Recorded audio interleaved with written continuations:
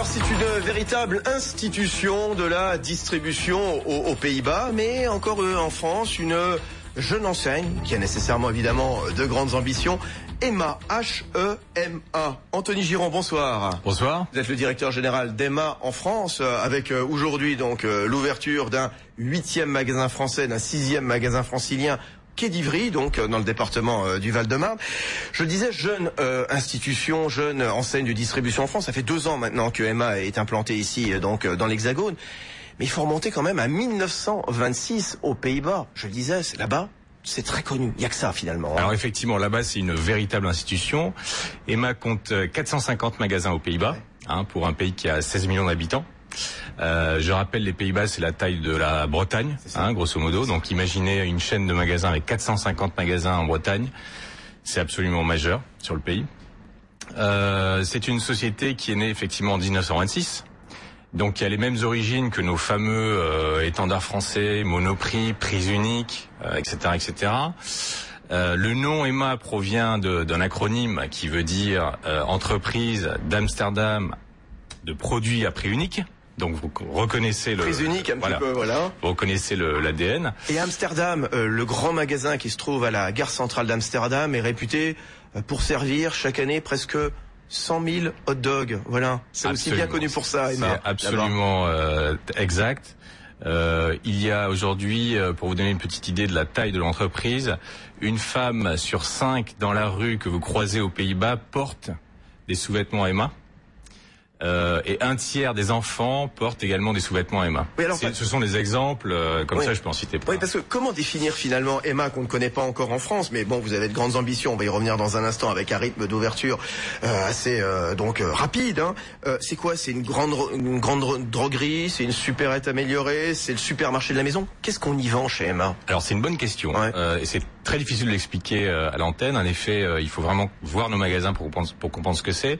Moi j'ai l'habitude de dire qu'on est une sorte de drugstore, de grande drugstore moderne.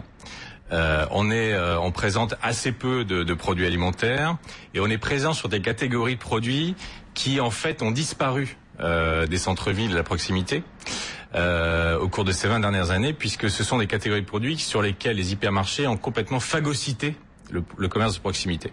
Comme par exemple, il y a 20 ans de cela, vous achetiez des ampoules dans une droguerie à côté de chez vous, vous achetiez des piles dans une droguerie à côté de chez vous, en même temps vous achetiez des accessoires pour la cuisine, pour la salle de bain, des produits de détergents, etc., etc. Et Emma, c'est ça. La particularité de notre offre, si vous voulez, c'est que nous, tout ce qu'on fait est à notre marque. Donc on développe tous nos produits. Évidemment, on est les seuls à les vendre. C'est la force de la marque. Si vous êtes séduit par un de nos produits, vous allez devoir revenir chez nous pour l'acheter. Le fait de faire nos produits nous permet aussi d'avoir des prix qui sont extrêmement serrés. Donc, on n'a que des produits à notre marque sur lesquels on peut avoir un design spécifique. Et en plus, on a l'avantage d'avoir des produits très serrés. Et la cible, c'est monsieur, madame, tout le monde? C'est monsieur, madame, tout le monde. On n'a pas vraiment de cible en termes de CSP qui soit très marquée. À la fois en France et aux Pays-Bas, vous avez la famille royale néerlandaise qui est une très bonne cliente de Emma, et en même temps vous avez des familles qui sont beaucoup moins aisées, donc c'est vraiment tout le monde. Alors Emma qui est propriété du fonds Lion Capital, qui a d'ailleurs renoncé à le revendre cet été, Emma, et donc vous, Anthony Giron, c'est vous le patron pour la France, donc installé ici depuis 2 ans. Vous avez ouvert aujourd'hui votre 8e magasin, 6e enseigne en Ile-de-France, quai d'Ivry, après Ivry 2, après la rue Rambuteau, et d'autres sont attendus, notamment Gare Saint-Lazare. Voilà ce magnifique centre commercial. Ça sera l'événement du printemps 2012, en plein cœur de la gare Saint-Lazare. Vous avez soif comme ça de prospecter de ces nouveaux centres commerciaux. Vous êtes installé aussi au Millénaire, qui est ouvert au mois d'avril, donc à Aubervilliers. C'est vrai que ces centres commerciaux, ils recherchent des nouvelles enseignes. Des enseignes américaines, des enseignes portugaises, espagnoles et donc néerlandaises. Voilà. Et là, vous prospectez donc. Absolument. En fait, pour une enseigne comme nous, si vous voulez, rentrer sur des centres existants, c'est très compliqué. Parce que les acteurs qui sont présents dans les centres sont souvent très contents de leur performance.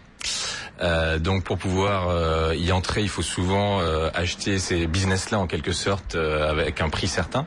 Donc il est naturel pour les nouvelles enseignes, si vous voulez, d'occuper le terrain sur des nouveaux centres commerciaux qui demain, on l'espère, dans 10-20 ans, seront les leaders à ce moment-là, comme le sont aujourd'hui les centres majeurs ou les rues majeures. C'est quoi? Ce sont les centres commerciaux qui viennent vous chercher parce qu'ils sont à la recherche un petit peu de nouvelles enseignes. On en a marre peut-être des traditionnels Zara, H&M, Gap, etc. Voilà. Ou c'est vous qui allez prospecter les foncières? Bon, je vous cache pas que c'est pas du tout unilatéral. Hein. On est tous les deux, on cherche à se rencontrer, hein, c'est évident.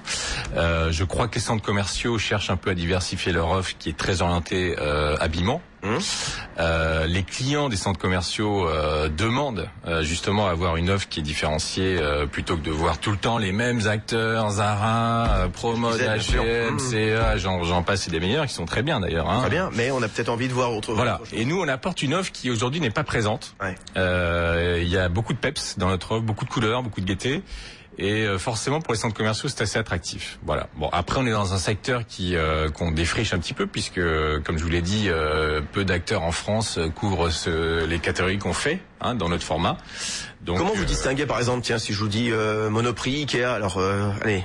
Alors les gens, ni l'un ni l'autre, qu'est-ce que c'est exactement? Les gens, quand on demande à qui nous associe, quand on demande aux clients à qui nous associe, ils nous associent souvent à l'Ikea du centre-ville. Oui, bah oui. L'Ikea du centre-ville. Là où sont les Monoprix, justement. Absolument, ouais. Mais pour une raison particulière, c'est qu'on est une enseigne nordique. On fait tous les produits qu'on vend sont nos produits, comme Ikea. Oui. Notre design est un design d'inspiration un petit peu nordique, donc beaucoup de couleurs, beaucoup de gaieté. Alors en design, on est un petit peu plus pointu qu'Ikea, on va un petit peu plus loin. Ikea est assez neutre, nous on va un petit peu plus loin. Mais c'est comme ça que les gens effectivement nous perçoivent. Effectivement.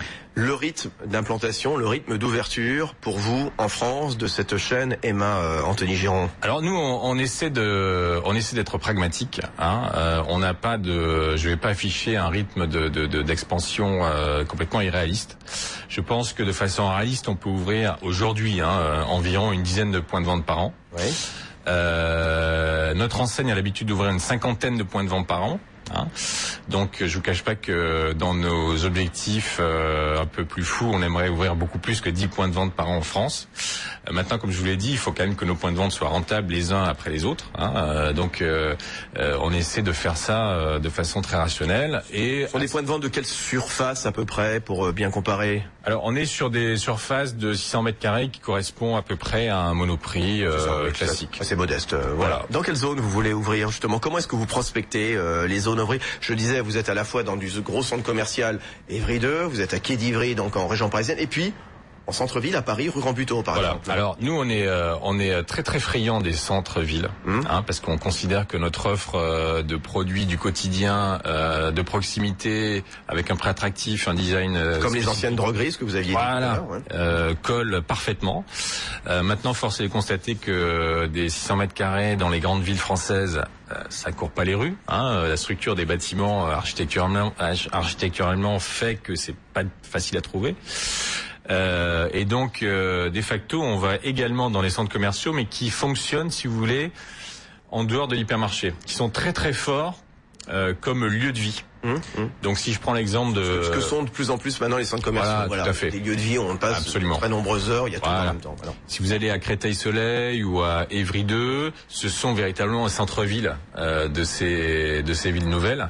Et donc on a un intérêt effectivement pour cette typologie d'emplacement au même titre que les centres-villes. Voilà, Anthony Giron, donc qui nous a fait découvrir ce soir l'enseigne Emma, l'enseigne néerlandaise, là-bas sur place, avec presque 500 magasins, tout simplement. Il y a des magasins en Allemagne, il y a des magasins en Belgique, et puis il y a encore très peu de magasins en France. Et vous nous l'avez dit, donc avec une dizaine d'ouvertures par an, voilà, ça fait 30 d'ici 2013, 2014, avec notamment bien l'Île-de-France, finalement en tête de gondole, puisque vous étiez aujourd'hui, vous ouvriez le Quai d'Ivry. Merci beaucoup, Anthony Giron. Merci à vous. À bientôt. À bientôt. Au revoir.